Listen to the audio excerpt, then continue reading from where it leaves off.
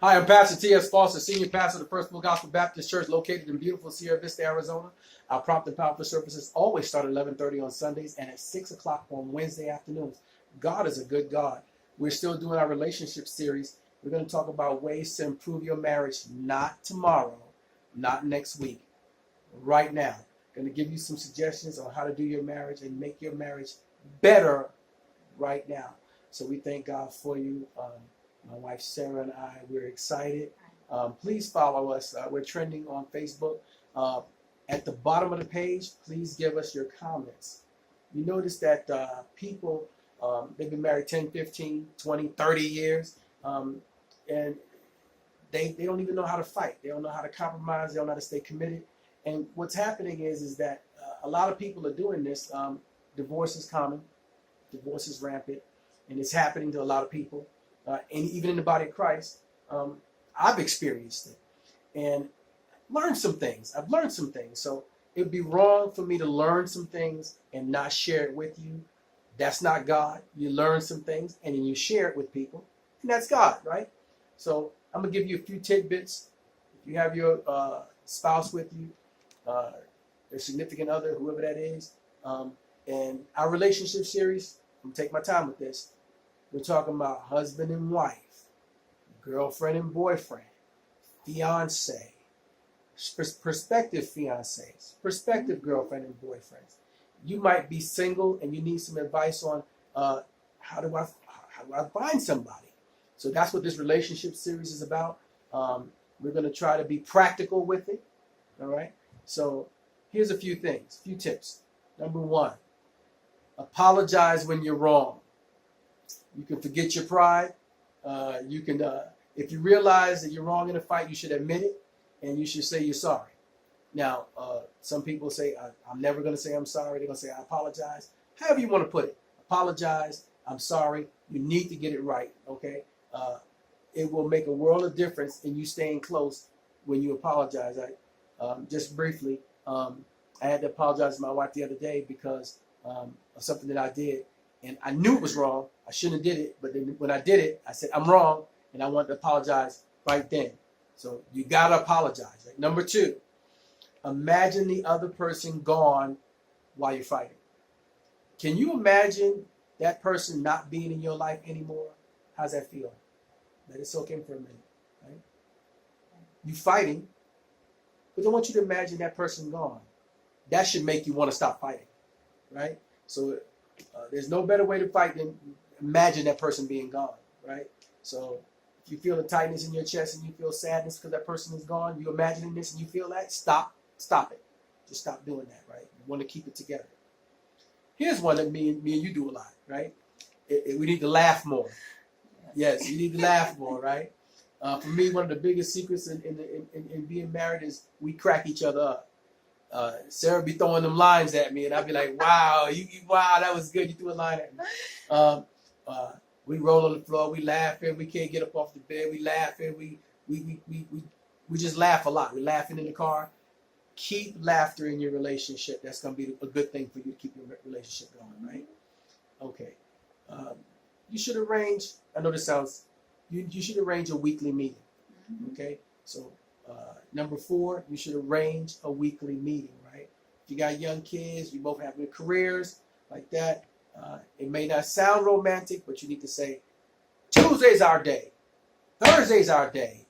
Yes. Sunday afternoon, we're going to go do something. But you got to plan it and let nothing jump in front of that, okay? Plan a weekly meeting so you can do that. Now, this is for people that, what I'm saying now, this is not for girlfriend, boyfriend, fiance. This is for married people right here. You need to schedule your intimacy. Schedule your intimacy, right? It's not romantic, but you got to schedule it in, right? You got to kind of put it in there. We're going to be romantic, okay? The next one, you should talk about the little things, okay? Talk about the big things, but always talk about the little things, right? Discuss the little subjects, okay? You should learn.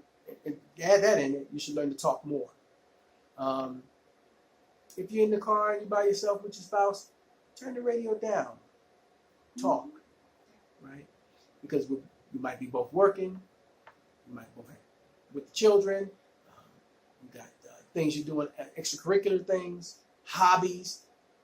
When you get some downtime, you need to sit down and talk. You don't want to be married to a stranger. Right? Here's a good one. Stop yelling. You need to stop yelling. I'm not saying you don't have disagreements. What I'm saying is that you have to stop yelling. You have to. Some disagreements are needed, right? But you got to stop yelling, and you got to, along with yelling, stop fighting dirty. All right. Now, and I put in my note, I said, trust me on this. Listen. Go back to the last one I said in reference to you should talk to each other, but don't use the stuff that you talk about when you bare your soul as ammunition in a fight. Don't do that. Don't use the stuff that you talked about intimately and use it in an argument with each other, right? Trust me, that is a dirty fighting. Don't do that. Learn how to fight.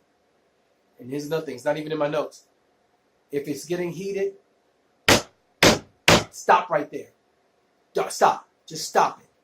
All right? Don't. If it's getting heated, stop. Okay? Here's something.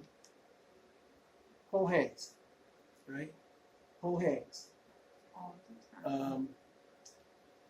Even when you're mad at each other, hold hands.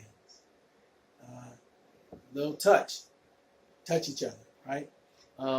And I might as well just say it since I'm here because I'm doing a relationship counseling. Okay, stop.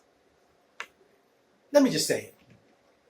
When you laying down and you go to sleep, stop building that wall of cover in between each other. You know how you get that cover and you make a little fort? Stop doing that, all right? Move the fort out the way. Start holding hands and enjoy each other. Stop yelling at each other. Remember to thank the other person. Make sure that you schedule intimacy. And here's one. Let me reiterate that. Remember to thank each other. Your husband brings you a gift. Thank him. Your wife makes you something to eat and brings it to you. Thank her. Your husband filled the cart with gas. Thank him. Your wife picked up your plate when you finish eating. Thank her. Thank each other. Right? That's what you do. All right? And here's the last piece. I know you guys are married. Please, and this is for married people, please have your own life. What does that mean? Have your own friends. Get a hobby. Get a life. Get a life. I know you got a life together, but the person that you with, they liked you when they first saw you, and then they got to know you, and now you don't have a life. Right? So they liked you in the beginning. If you have a hobby, you like flying kites, fly your kite. You like model trains, do your trains. If you're a female, you like to go out and window shop, still do your window shopping. Do the stuff you want to do. Whatever that might be. Your significant other, you're going to love you. Okay? But get a life. All right? So just to recap, we'll go through some of these. Apologize when you're wrong. Imagine the other person going during a fight. Laugh more. Arrange weekly meetings. Schedule your intimacy. Talk about the little things. Have your own life. Remember to thank the other person. Stop yelling. Hold hands. I'm Pastor T.S. Foster, Senior Pastor of the First Full Gospel Baptist Church located in beautiful Sierra Vista, Arizona. Our prompt and powerful services always start at 11:30 on Sunday mornings, 6 p.m. on Wednesdays. We're glad to see you. Come to church. See us. God is up to something. God bless you is our prayer. God bless you.